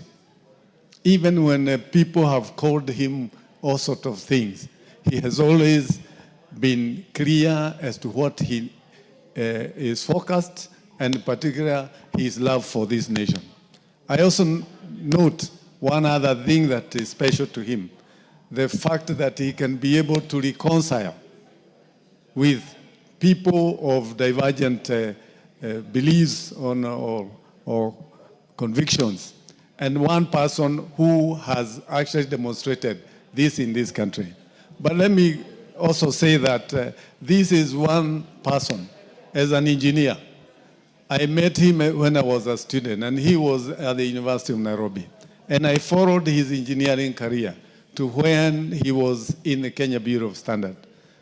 Mr. Speaker, this is one person who also believed in Kenya, that Kenya can actually grow itself. He even went to start an industry, the Spectre, where he went to do and to produce in this country something that people never thought it could be produced, all the gas cylinders in this country. This is one person who believed that we have a capacity to grow our industry. So as an engineer, and I speak on behalf of many of the engineers who have passed this house, and even to my professional colleagues out there, we have lost somebody who we are looking up to, because he is one person not only took his ideas about infrastructure development in Kenya, but also the rest of this Africa continent. He believed that we can open up the various roadblocks that we have created between the countries and have major infrastructure crossing all over the African continent so that this continent can grow. For this nation, I remember not long ago, he talked about the need to address the issues of JKIA. And today, when I was looking at this airport, when we were receiving his body, I felt that if there was something that we need to do, is to make JKA, the Right Honorable Raila wanted to see, make sure that JKA becomes the hub of the East African region, and that we do not need to be number 3, behind Addis or Kigali. So for me, he's a man who had vision for developing not only this country, Kenya, but the region. And one that if there is something we can learn is that he was not a tribalist. He did not want to play the kingmanship, but he believed that as a nation, we can live together and we can develop this country together. May his soul rest in eternal peace. Thank you. The Honorable Naomi Wako, then the Honorable Taitimu.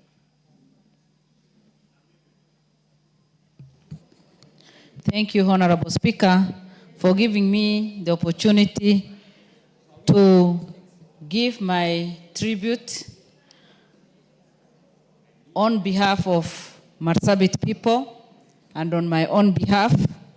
Honorable Speaker, it's a sad day because we've lost a great leader, somebody whom we have known as Baba, and many people have associated with him, many have worked with him, and known as freedom fighter, known as reformist, and also the role he played in this nation as opposition leader who had great following.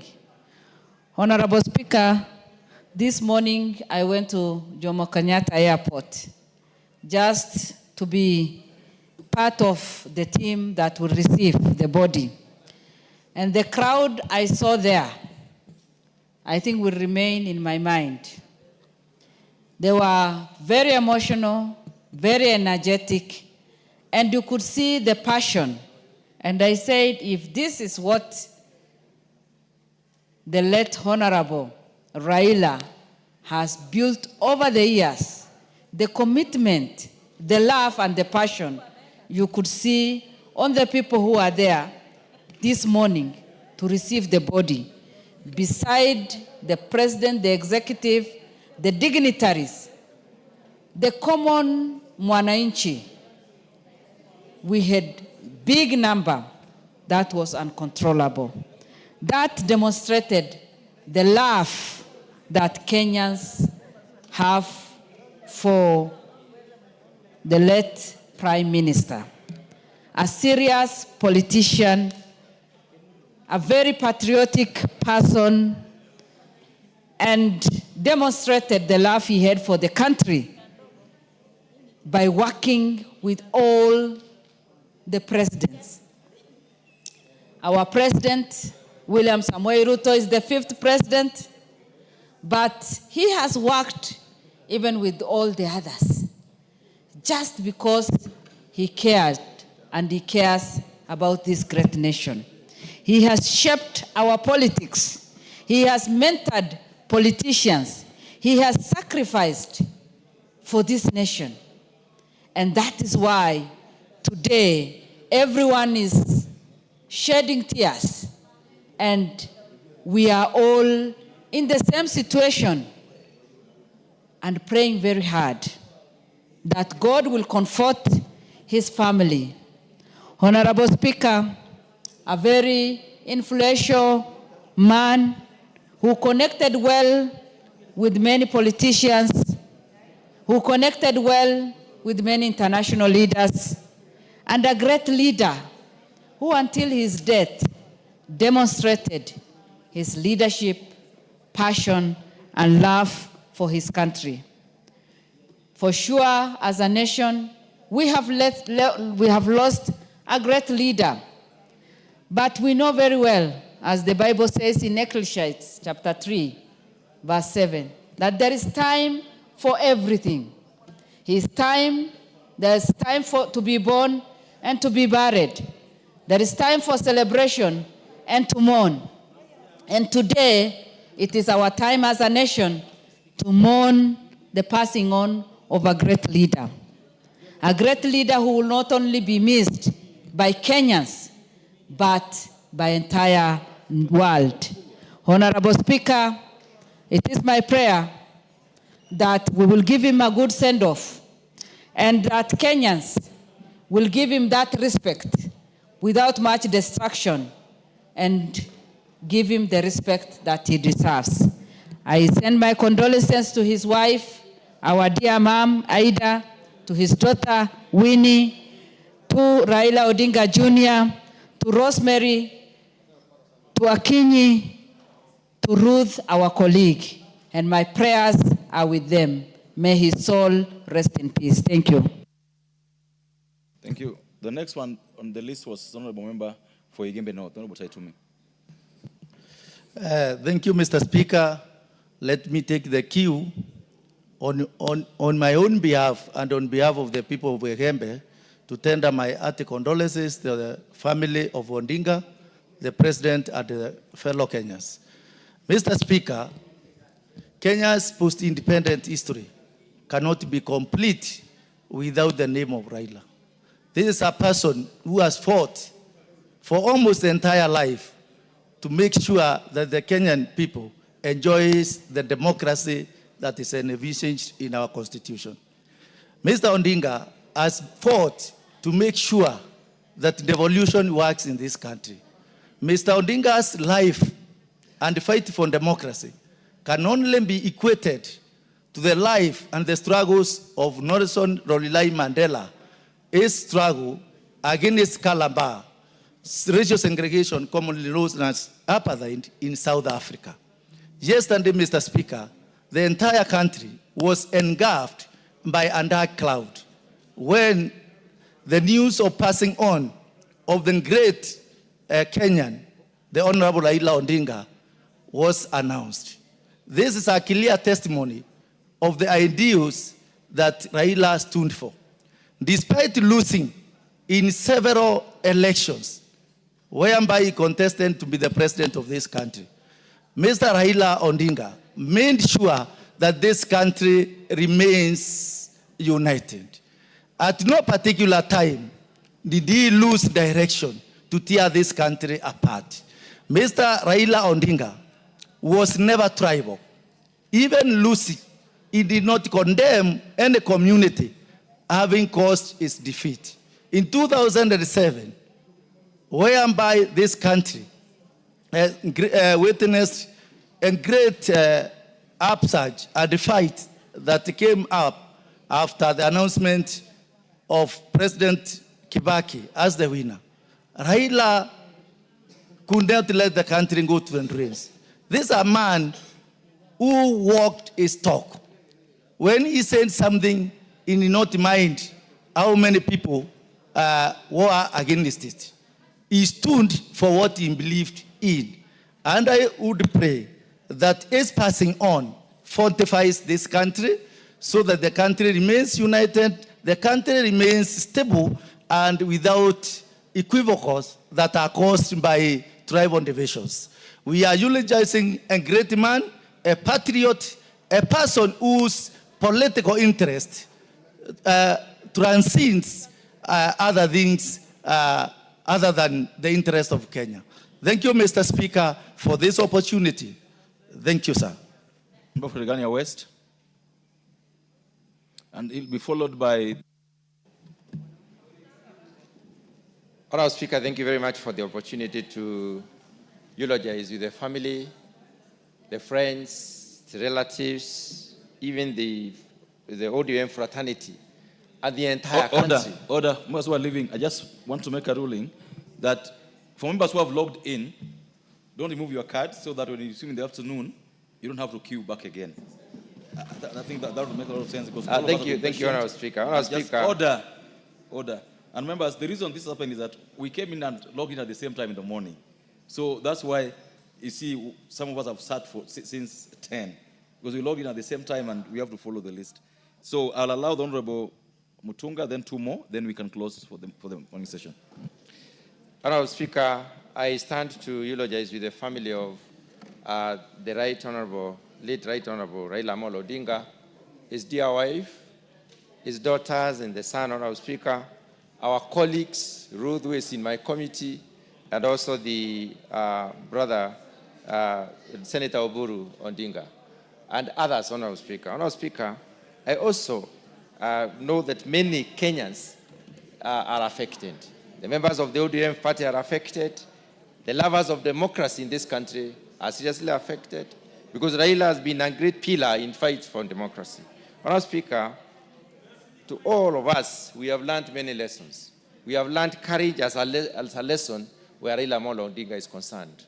The Right Honourable Raila Amolo Odinga has been a beacon of hope for many of us in this country. He has spearheaded many courageous fights. He has spearheaded the fight for democracy and the scrapping of Section 2A of the Constitution then. Honourable Speaker, Raila has been a great man who has fought for this country, not only for democracy, Honourable Speaker, he was at the forefront in fighting for the Constitution. Kenya today enjoys about the best Constitution in Africa, which has really exposed our people to living these lives of the 21st century. Honourable Speaker, were it not for him, I don't think we would have achieved it in the time we did achieve that particular Constitution. Honourable Speaker, in that Constitution, the Honourable Raila Amolo Odinga made sure that the rights are properly captured. The chapter on rights and fundamental freedoms is very articulate and very detailed. The issue of the right to association, the right to freedom of expression, and many other freedoms have been very well articulated in the Constitution. And he is one of the people who have even demonstrated in this country that people need to be heard. Honourable Speaker, in all the cases that the late Right Honourable Raila Amolo Odinga lost as a presidential candidate, he chose peace. He chose to negotiate. He never chose to throw this country into trouble. He never chose the war, any other, solution to such problems. He chose to negotiate. And since he's been negotiating, we need to learn as leaders, when we make inflammatory statements and try to bring our people against others, we need to know that Kenya is a unitary state. It is indivisible. This is where we all live, and this is where we shall all live, and this is where our great children and great-grandchildren will live. And therefore, we need to maintain it as a country where everyone feels comfortable to live as a Kenyan. Honourable Speaker, the Honourable Raila Amolo Odinga was also in the forefront in the fight for devolution. He has helped uphold devolution because the idea is to try and even out the development.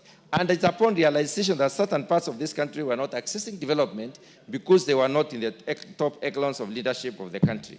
The present war that Raila Amolo Odinga was fighting, which is enshrined in the NADCO report, is the war on the fidelity of the political parties. And this is a war that needs to be fought, and we need to remember that it is a war that needs to be won as well. Finally, Honourable Speaker, I would like to thank the President for considering that Honourable Raila Amolo Odinga deserves he deserves a state funeral. This is a deserving man. He's been the first. He has been the first prime minister in this country, and therefore he has lived at the top. Even if he has never been the president, he has been the greatest support to all presidents of this country. And in that case, Honourable Speaker, he really deserves to be given a state funeral. And that is why most of the Kenyans today are mourning. We all are mourning because we have lost a great man, we have lost a great hope for this country, and his loss has left a huge gap. This, we need to pray that it may be filled correctly. Honourable Speaker, with those very few remarks, I wish to pray that the soul of Honourable Raila Amolo Odinga rests in eternal peace. Thank you. We'll have the member for Bureti, then we'll close the member for Seme this morning.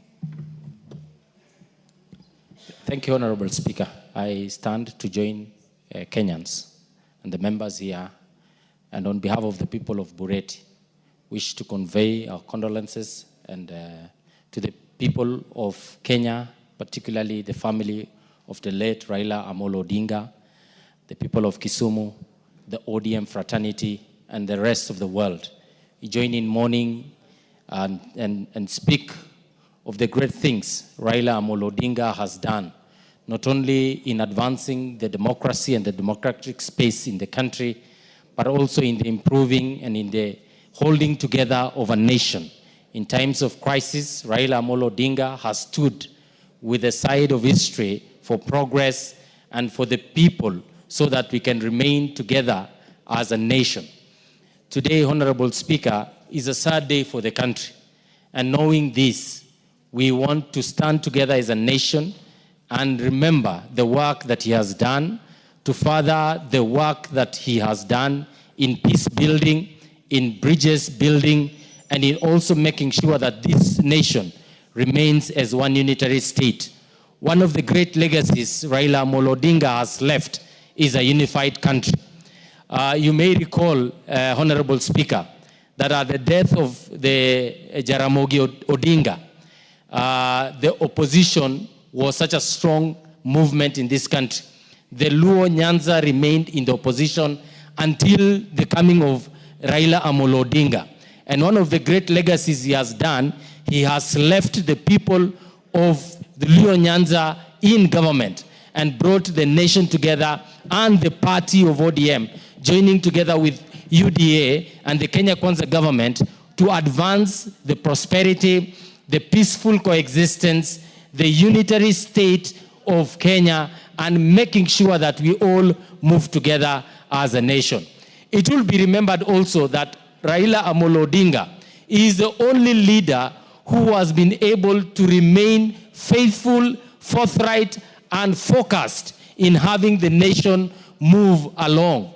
He has joined hands with his nemesis for the sake of the nation. He has stood strong against the tide of corruption and made sure that this nation moves on. He has remained focused to see that development in all parts of this country remains as the mainstream idea that propels and compels us and puts us together in the vision. You will recall that the crafting of the Vision 2030, Raila Amolo Odinga was part of the team that put together that Vision 2030. We are almost achieving it. We are not yet there, but we know those who believe in democracy, like ourselves, those who believe in freedom, like ourselves, those who believe in devolution, like ourselves, those who believe in the focusing of our energies and concentrating our forces to be able to move this country forward is the greatest thing. Now we call upon all and sundry that we may come together in this moment, not only to look at the vision that he had, but also at the ideas that he held dearly. The convictions of free speech, the idea of democratic space being opened up, and the people of Kenya coming together to not only celebrate his life, but also to reflect upon the days of his life and see what manner of man he has been, what manner of a leader he has remained, and what manner of a person that he stood for. We will miss him, but we know his ideals lives on. And on that end, we know we join together with the President of the Republic, Dr. William Samoei Ruto, that moving forward, we will remain focused, we will remain steadfast, we will remain a people and a nation under God, and we know that we will remain as a nation together moving forward. Raila is dead, but Baba lives on. Thank you, Honorable Speaker. Honorable Nyikal, finally for the morning session. Thank you, Mr. Speaker, for this opportunity. I sadly arise on behalf of myself, my family, and most importantly, the people of Seme, to pass my condolences to the family of the Right Honorable Raila Odinga. To pass my condolences to the people of Kenya for the loss of the best president we never had. A leader who truly stood for democracy. A leader who wholeheartedly loved the people of Kenya. A leader who truly believed that the sole purpose of acquiring power is to improve the lives of the people. A leader who believed that power emanates from the people. For all this, he was detained for 8 years. For this, he sacrificed his ambitions more than once, or even victory, to work with his political enemies, as if they never fought bitterly before those victories or losses. For this, he spearheaded and worked for devolution, which when, and I'm not saying if, when implemented as he visioned, will make a great change in the people's lives. The people of Kenya will benefit. Raila truly respected and cherished people's lives. I saw him cry when people died during his homecoming. In 2007, when the people died, he went for the handshake. After his homecoming, when people died, in 2007, he went for the coalition government when people were dying.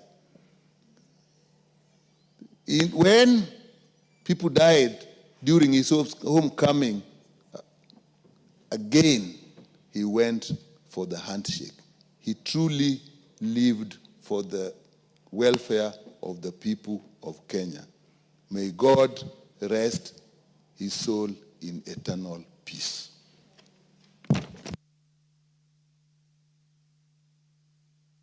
Members who are queued to speak next, and I can see you in the house, please just come on time so that you're not skipped. I can see the Honorable Richard Yegon, Parashina, all the way down through Honorable Waida. Just come on time so that when your name is called in the afternoon, because we don't want to skip anybody in the afternoon again. Thank you so much. Well, members, and the time now being 1 p.m., 1:16 p.m., this House is adjourned until today, Thursday, 16th October 2025 at 2:30 p.m.